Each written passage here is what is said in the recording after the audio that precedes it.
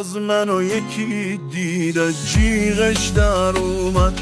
کاش من انقدر دیپرس نبودم و وینچسترم همراه تو بیزینس نبودم و شیفته جیبت نبودم.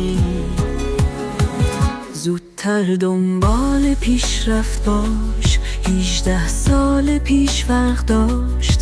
هیچ وقت تا این اندازه دنبال رفت نبودم.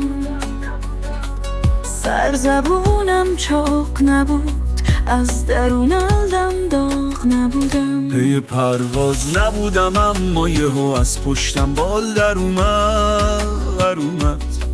به هم گفتن قول دادی پولدار بشی، روی فرشای قرمز و خوب راه بری، واسه دوستات اورژانس بشی، توی روزنامه طوفان کنی. بیا تو پارک پلیس باید شب و روز کار کنی. نمیتونی پارک کنی، نمیدونی داغ شدی، نمیمونی شاسکولی که تو باغ بودی، گاو بودی، به جا باغ بودی، خواب بودی، تو حباب بودی، جا موندی.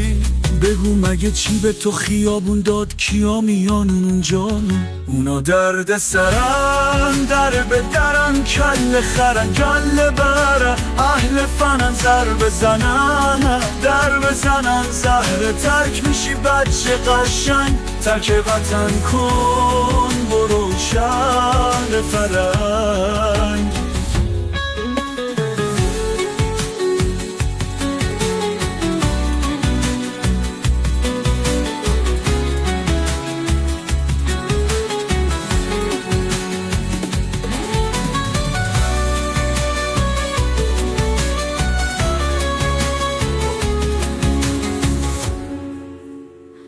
به جا باغبونی خواب بودی، تو هوا بودی، جا موندی.